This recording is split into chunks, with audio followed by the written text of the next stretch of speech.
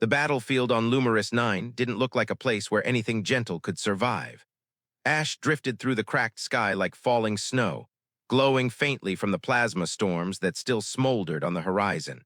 Every step Marcus Hale took crunched through glass soil, once forest, now scorched into a black mirror under his boots. He moved with the weary discipline of a man who had spent too many years stitching broken bodies back together. His scanner pulsed in his hand, its soft beeps the only sound in the dead silence. Most signals were faint, fading, slipping beyond reach. He kept searching anyway. That was what medtechs did. You searched until your legs shook, and then you searched a little more. The war between the Aelith Dominion and humanity had erupted only months ago, but this outpost had fallen in hours. Marcus's evacuation transport had left without him. He'd volunteered to stay behind with the last medical team still combing the ruins for survivors. His scanner chirped, not faint, not failing, strong, close. Marcus broke into a run, sliding down a slope of collapsed plating until he reached what once had been a fortified tower. Now it was a twisted metal carcass. The life sign was inside, buried. He dropped to his knees and began tearing debris away with his bare hands. Sharp edges sliced across his palms, but he didn't slow. He couldn't, not when someone down there was still alive. 20 minutes later, he uncovered armor, silver, cracked, scorched, and beneath it, a woman, not human. She was tall even lying still, her frame elegant and powerful, her skin patterned with luminous lines like constellations beneath the surface. Her ears long, tapering, unmistakably Aelith, lay slack against her hair. Her breathing was shallow, unsteady. Enemy Marcus's mind supplied automatically, but his hands were already moving, checking vital signs, clearing debris from her airway, stabilizing her neck. She stirred when the regenerant gel touched her skin. Her eyes opened, golden, ancient, rimmed with pain, and locked onto his face. Marcus expected hatred, fear, the usual reactions wounded soldiers had when waking to the sight of their enemy. But she only looked confused, as if the universe itself had broken a rule she believed immutable. "You're safe," he said softly. "Don't move, I'm helping you." Her lips parted, forming sounds his translator could only half process, something between a warning and disbelief. Then consciousness slipped away from her again. He worked until his arms trembled, burns treated, bleeding controlled, spine stabilized, fluids administered. Everything he could do, he did. By the time he finished, the storm above had dimmed into an uneasy twilight. Marcus set up a makeshift shelter around her with angled plating to block the wind. He placed water and nutrient packs within reach, then activated his wrist mod and recorded a short message in Aelith script. "You were injured, I treated your wounds, rest before moving." A friend. He lingered for a moment longer than he meant to, watching the slow rise of her chest. She didn't look like a conqueror, she didn't look like a monster. She looked like a person who had been left behind. His scanner beeped again, another life sign, human this time. Duty called. He forced himself to stand. As he walked away, he couldn't know that the armor she wore wasn't merely ornate. That the constellation patterns on her skin weren't decoration but lineage. That she wasn't simply Aelith. She was their heir, the next sovereign of a star-spanning empire. A woman raised to believe humans were violent, inferior, incapable of compassion. And hours from now, when she woke in the shelter he built, she would read the message. And her world, her entire understanding of humanity, would shatter. Marcus Hale kept moving through the ruins, kit lighter, conscience quieter. He had helped someone who needed help. That was enough. He did not know he had just changed. She woke to the faint crackle of cooling metal and the low hum of distant storms. For a moment, Princess Aeryn Vael did not remember where she was. The air tasted wrong, thin, dusty, saturated with the burned ions of weapon fire. Her body felt heavier than stone. When she tried to move, white-hot pain rippled down her ribs and spine. Memory returned in fragments, the bombardment, the collapse, the crushing darkness, and a face above hers, human, calm, focused. Gentle fingers pressing against her lips as a voice said, "Don't talk." A voice without fear. Aeryn blinked, forcing her eyes to focus. She lay in a small shelter formed from repurposed debris, insulated with emergency blankets she instantly recognized as human tech. Her armor, what remained of it, had been shifted to avoid pressure on her wounds. Beside her were medical supplies neatly arranged and a data slate. She reached for it with trembling fingers. On the screen, in careful Aelith script, "You were injured, I treated your wounds, rest before moving." A friend, her heart stumbled, a friend. Humans didn't use that word, not for her kind, not for the Dominion's heir. At best, they used enemy. At worst, execution target. She read the message again, and again, each time feeling the same quiet impossibility. A human had tended her injuries comprehensively, expertly, and then left her supplies instead of calling for capture. He had stabilized her spine, applied regenerant, adjusted her armor, shielded her from the wind. She shifted weakly, noticing something else. Her burns didn't hurt as sharply. Her breathing wasn't labored. Her limbs responded, though stiffly. The treatment had been done with real care. Her fingers closed around the blanket resting over her legs. It smelled faintly of metal antiseptic and something warm, something human. There was no logic to this, no strategy, no reason. Humans obeyed fear. Humans lashed out. Humans attacked what they didn't understand. They did not save the Dominion's heir. Aeryn's throat tightened in a way she hadn't experienced since childhood. Confusion, vulnerability. Something older and deeper beneath both. Something she didn't have a name for. She tried to stand. Agony flared immediately and she collapsed back to her elbows, gasping. Her vision blurred. Stars, real ones, not the ones under her skin, danced at the edges of her sight. Rest, she told herself. The human said rest. The human. He had spoken to her like she was just a person, not royalty, not a threat, not a symbol of war. And he had walked away, not claiming allegiance, not demanding anything, not even staying to see if she lived. Who are you? She thought, staring at the data slate again. And why would you help me? A sudden tremor passed through the ground beneath her. Distant engines. Large, heavy, coordinated, an Aelith fleet dropping into atmosphere. Rescue. Her pulse quickened. She needed to move, needed to be upright when her soldiers arrived.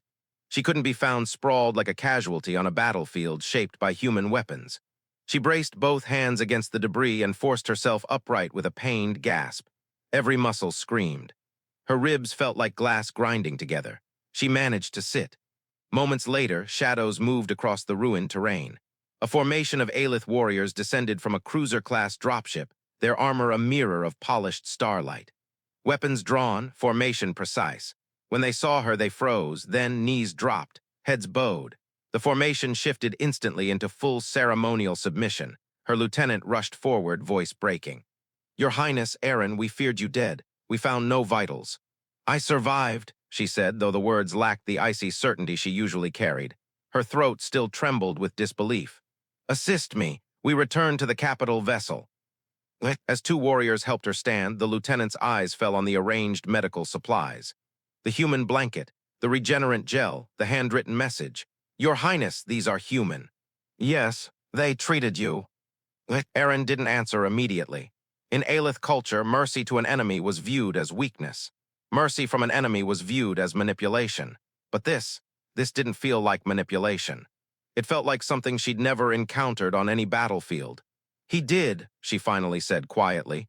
The lieutenant stared as if she'd spoken in an extinct dialect. "Find him," Aeryn added, "the human who treated me." "Why?" The question came out before he could stop himself. Aeryn closed her eyes briefly. Behind her eyelids, she saw him again, dust smeared across his face, hands steady as he worked, voice soft but firm, not afraid, not hateful. "Just compassionate. Because I need to understand," she said. "A human acted against everything they have ever been taught about us." Her lieutenant hesitated. "And if he is hostile?" Aeryn looked at the blanket again, the data slate. The supplies carefully arranged like a quiet promise. "He won't be." She didn't know how she knew, only that she did. Somewhere in the ruins, the human was still moving. Marcus Hale didn't look up when the sky darkened. He was kneeling beside a wounded corporal, sealing a shrapnel tear along the man's side. His gloves were slick with blood, human this time, and his scanner lay on a scorched slab nearby, still chirping in its slow, anxious rhythm. "Easy," Marcus murmured. "Breath in, hold good, you're going to be okay." He didn't notice the plasma-scorched wind shifting direction. He didn't notice the rumbling that rattled loose metal around him. He barely registered the sudden silence that fell across the ruins, too complete, too unnatural. Only when Corporal Wren's eyes widened in terror did Marcus follow his gaze upward. A shadow eclipsed the burning sky. An Aelith Dominion warship, smaller than a capital carrier, larger than any human vessel Marcus had ever seen, hovered low over the ruins, its antigrav fields flattening the drifting ash into spirals. Ramps extended. Columns of armored soldiers descended with perfect, frightening precision. Marcus's stomach plummeted. The corporal whispered, "Hale, run." But Marcus didn't run. Medtex didn't run. He simply raised both hands slowly, palms open, stepping in front of the injured soldier. Aelith troops spread in an arc around him. Silent, imposing, luminous lines pulsing across their armor in the same constellation patterns he had seen on the woman he saved. The woman he saved. A ripple passed through the formation, soldiers parted, and she emerged. Aeryn Vael, heir to the Dominion, except this time she wasn't half buried under debris, armor cracked and eyes hazy with pain. She stood tall, supported but unbowed, her new ceremonial armor glimmering with violet fractal engravings. Her long ears angled forward with intent so sharp Marcus felt it like a blade. She stopped 3 paces from him.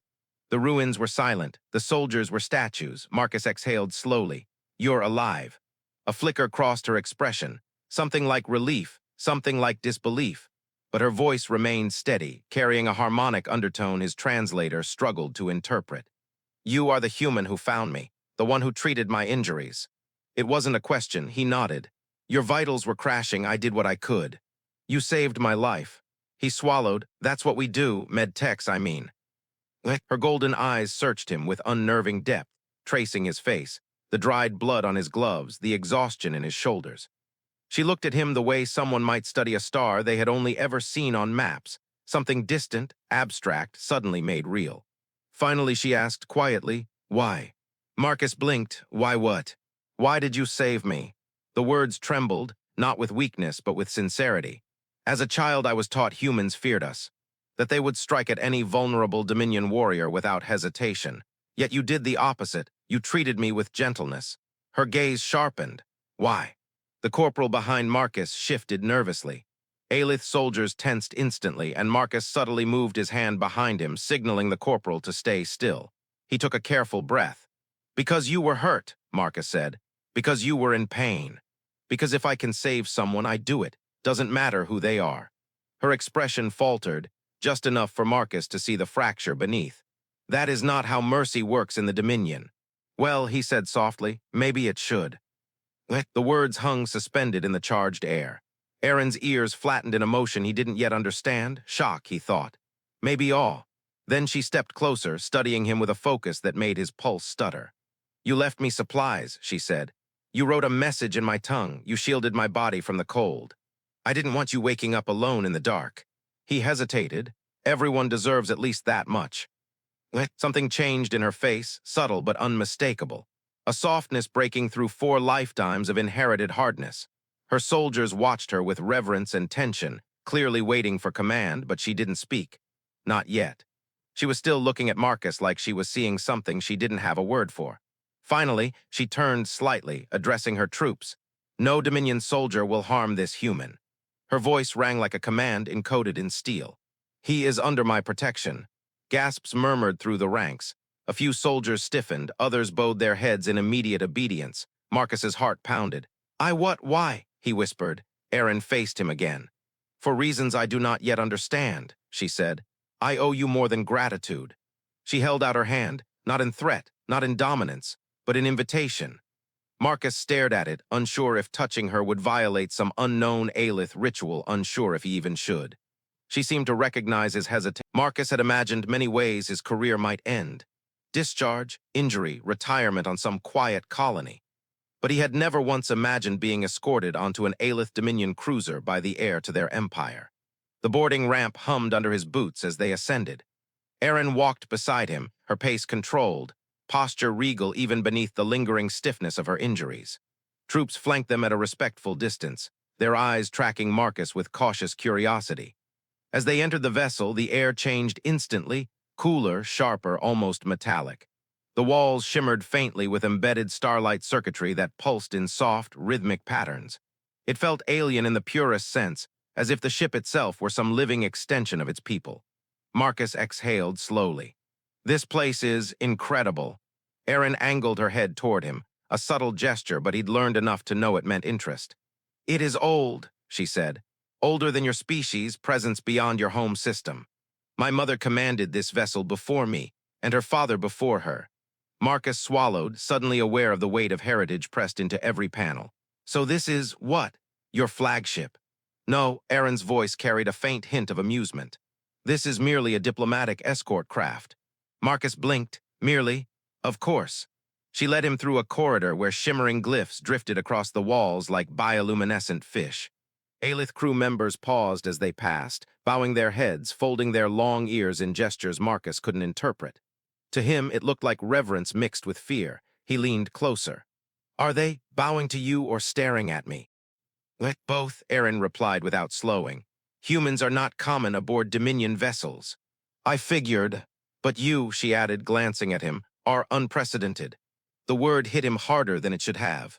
They reached a circular chamber filled with a soft, ambient glow. Benches molded themselves fluidly into new shapes as they approached, accommodating his height automatically. Aeryn motioned for him to sit. He hesitated. "This isn't some kind of interrogation room, right?" Her expression shifted, an almost smile, the kind that warmed the gold in her eyes. "If I intended to interrogate you, Marcus Hale, the surroundings would look very different." He sat. She took a seat across from him, folding her hands. The tension in her shoulders betrayed the pain still residing beneath her armor. He recognized the stiffness of someone healing too quickly. "You shouldn't be standing this long," Marcus murmured. Aeryn blinked. "My wounds are stable." "That doesn't mean you're not in pain." Her ears twitched, a microreaction defensive. "Pain," she said carefully, "is familiar, expected. It doesn't mean you have to tolerate it." Aeryn looked at him like he'd spoken a word she had never encountered. Before she could respond, the chamber doors slid open. An Aelith officer entered, her armor marked with high-rank insignia. She bowed deeply to Aeryn, then glanced at Marcus with something between curiosity and alarm. "Your Highness, the Council requests a report. They detected your distress beacon extinguishing on the surface. They assume the worst." Aaron's jaw flexed. "Inform them I survived." "And the human?" The officer's gaze tightened. "Shall we take him into custody for questioning?" Marcus tensed. Aaron's voice shifted into something cold, sharp, absolute. "No." The officer froze. "He is under my personal protection," Aeryn continued. "No one touches him, no one questions him, he is not a prisoner." The officer slowly bowed her head. "As you command." When the door closed again, the silence between them thickened. Aeryn angled her head toward Marcus. "You are safe here." Marcus tried to laugh, but it came out small and uneven. "I'm on a Dominion warship surrounded by soldiers who think I'm either a threat or a miracle. Safe doesn't feel like the right word." "Then use another," Aeryn said softly. "But understand that you are not here against your will." "That's good to know." Her eyes softened barely, but enough that Marcus felt something flutter uncomfortably in his chest. "You have not asked what I intend," she said. "I figured you'd tell me." That seemed to surprise her. Most humans would demand answers. "I'm not most humans." "No," she said quietly, "you are not." A pause, then, "Marcus, you changed something in me." He blinked hard. "I what?" "When you placed your hand on my face to keep me still." Her voice dipped almost shy. "No one has touched me without permission or calculation since I was a child. Your hands were steady, warm, unafraid. It is disorienting to be seen as a person rather than a symbol." Marcus swallowed. "I didn't do anything special." "Not to you," Aeryn murmured. "But to me, what you did should have been impossible." Their eyes held, her gaze luminous, his unsteady. It was the first moment that felt dangerously close to something neither of them understood yet. Aeryn drew a slow breath, regaining her composure. "I brought you here because I need to understand what you did and why, and—" Her voice softened further. The Dominion capital vessel, Aeryn's ancestral seat, did not look like something built by mortal hands.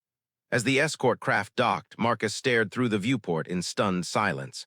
The central spire rose like crystallized moonlight, surrounded by platforms floating freely in a gravity field. Bridges of shimmering energy arced between towers. Gardens suspended in anti-grav fields drifted like islands of glowing flora. Everything pulsed faintly with the same starlit patterns that danced beneath Aeryn's skin. If her people had gods, Marcus thought, they must have been architects. Aeryn stood beside him as the docking platform locked into place. Her posture was straight, regal, but beneath that he sensed tension winding through her shoulders. He recognized the look, someone preparing to step into a room full of people who expected her to be invulnerable. "Are you ready?" she asked. "For what?" Marcus breathed. "For being seen." The doors opened. A corridor stretched ahead, lined with elite guards in armor so polished Marcus could see distorted reflections of himself. As Aeryn stepped forward, they dropped to one knee in perfect unison. Not merely a bow, submission. Marcus hesitated behind her, suddenly very aware of his sweat-stained medtech uniform and blood-marked gloves. Aeryn glanced back, extending a hand, not commanding, inviting. The gesture wasn't optional, not for the soldiers watching, not for the politics waiting ahead. Marcus placed his hand in hers, and together they entered the grand hall. The hall itself was an open expanse of luminous crystal, carved as though grown from starlight. Dozens of high-ranking Dominion counselors lined the perimeter, their ears angled sharply, their eyes reflecting calculations Marcus didn't understand. The murmurs began instantly. A human. Brought onto the flagship. Unprecedented, dangerous. The air is compromised. Aeryn's fingers tightened around Marcus's. A brilliant flare of violet light pulsed under her skin, so subtle Marcus might have missed it if her hand weren't in his. Someone stepped forward from the council, an elder with silver-threaded hair and robes adorned with centuries of Dominion history. "Your Highness," the elder said carefully, "we feared the worst. When your signal went silent." "I survived," Aeryn replied, voice steady but cold. "Thanks to him." Her gaze flicked to Marcus, and dozens of counselors followed it, eyes narrowing like blades. The elder continued, "We must understand how the heir to the Dominion came to be treated by a human medic. Why was he near you? Why was he allowed to touch you?" Marcus's stomach twisted. Allowed to touch you. The phrase carried implications he wished he didn't understand. Aeryn's ears angled back, an Aelith posture Marcus had learned to interpret as warning. "He touched me because I was dying," she said, "and because he possesses more compassion than any being I have met outside this chamber." The elder didn't flinch. "Compassion or manipulation, humans are." "You will not question his intentions," Aeryn said sharply.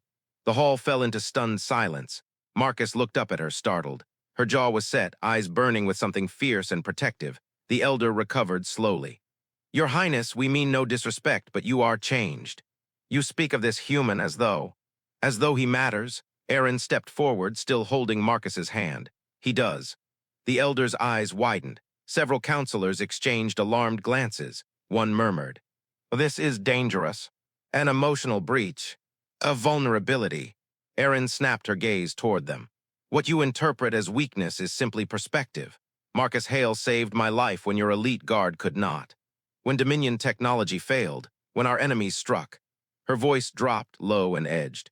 "He saved me, not out of obligation, not out of survival instinct, but out of compassion, something many in this hall clearly struggled to comprehend." Marcus swallowed hard. The hall buzzed with barely contained outrage, disbelief, and something darker, fear. Aeryn turned to him. "Marcus, step forward." He hesitated. "Aeryn, I don't think." She squeezed his hand. "With me." Together they stepped before the council. Her voice carried across the chamber with unyielding clarity. "By right of Heir's authority, I declare Marcus Hale under my personal protection. No one will detain him. No one will interrogate him. No one will harm him. Any who attempt to do so answer directly to me." Gasps erupted. One counselor stumbled backward. Another whispered, "She's binding him. Stars preserve us." Marcus stared at Aeryn. "Binding me, what does that mean?" She didn't look at him, couldn't not now, but her voice softened in a way only he could hear. "It means no one can touch you," she murmured. "No one but me." His breath caught. The room exploded in protests. "This is reckless. Humans cannot be bound to the air. His presence threatens protocol.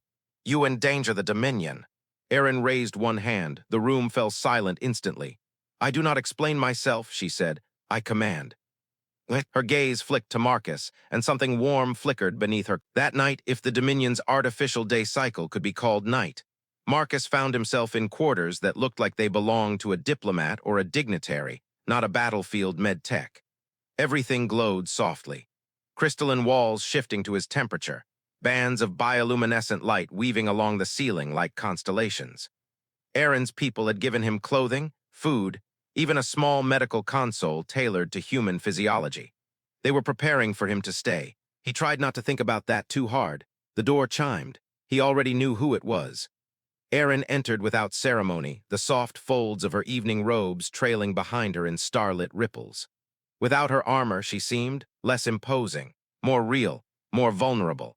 Her injuries were still healing. He could see it in the stiffness of her movements, the faint pulse of dimmer patterns beneath her skin. But she carried herself with the same inherent authority she always did. "Marcus," she said, voice steady but quiet, "may I sit?" He nodded, of course. She lowered herself to the seat across from him. For several moments she didn't speak. Her golden eyes wandered over the room, the walls, the floor, everywhere except his face. Finally, I have caused you distress. He blinked, not exactly. You looked afraid, she said softly. In the council chamber. I wasn't afraid of you. Aeryn's gaze finally met his. The glow in her eyes softened. Then of what? He hesitated. How did he explain it? Aeryn, I'm just a medic, a field tech. My biggest responsibility before all this was triage orders and supply chains. Suddenly being claimed by the heir of the Dominion. He exhaled, it's a lot. Her ears angled forward, an Aelith sign of attention. You protected me, Marcus continued, and I'm grateful, but I don't want to be a political symbol. Or he swallowed, an obligation. Aeryn's expression shifted, hurt maybe, or something deeper. You are not an obligation, she said, voice low. You are the first choice I have made for myself in years. He froze. Aeryn rose slowly and moved to the window overlooking the starfields. Her silhouette glowed faintly, the patterns under her skin pulsing in a slow, uncertain rhythm. In my entire life, she said quietly, I have been treated as heir first, person second. Decisions made for me, paths chosen, lessons drilled, every moment scripted to shape me into a perfect successor. Her fingers brushed the transparent crystal. When the blast collapsed the tower, I believed I was dying, alone. A fitting end for a life shaped by duty instead of connection. Marcus stood without thinking, moving to her side. She continued, voice trembling at the edges. And then you found me, a human soldier whose world I helped burn. You did not hesitate. You did not see a symbol or a threat or a prize. You saw a person, you spoke softly, you touched me gently, you cared. Her gaze lifted to his. I have never experienced that. Marcus's throat tightened. Aeryn, I do not know what this feeling is, she admitted, but it is real, and I fear it, because it makes me vulnerable in ways no weapon can protect against. Marcus swallowed hard. It scares me too. She blinked. You. Afraid of me. Not of you, he said, of what this means for both of us. Aeryn's voice dropped to a whisper. What does it mean? He exhaled slowly, lifting his hand. May I? She nodded. Marcus brushed his fingers along her jaw, mirroring the first moment they had shared, but this time deliberate. Her breath hitched, her skin warming beneath his touch, patterns brightening like rising dawn. It means, he said quietly, that you are not alone anymore, and neither am I. Her eyes softened, truly softened, in a way no counselor had ever seen, no soldier would believe possible. She reached up, covering his hand with hers. Marcus, she whispered, stay with me.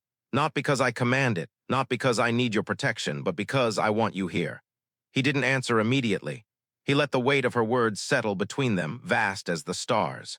Aeryn, he murmured, I don't know how to be part of an empire. You do not need to be. She stepped closer, just be part of my life. His pulse thundered. Is that allowed? He breathed. She gave a small, almost fragile smile. For the heir, she said, nothing has ever been forbidden, only unimaginable until now. Her forehead touched his. Not a kiss, not yet. But something older, something sacred, an Aelith gesture of trust so profound it made Marcus's breath catch. Her voice brushed the space between them. You saved my life, Marcus Hale, and now you have changed it. He closed his eyes, leaning into her gently, carefully, still afraid to do harm, still the medic who had dug her out of the ruins. I'll stay, he whispered. I'll stay as long as you want me. Aeryn released a breath she'd been holding since the day she woke beneath rubble. Good, she murmured, because there is much to rebuild, my empire, my people, and myself.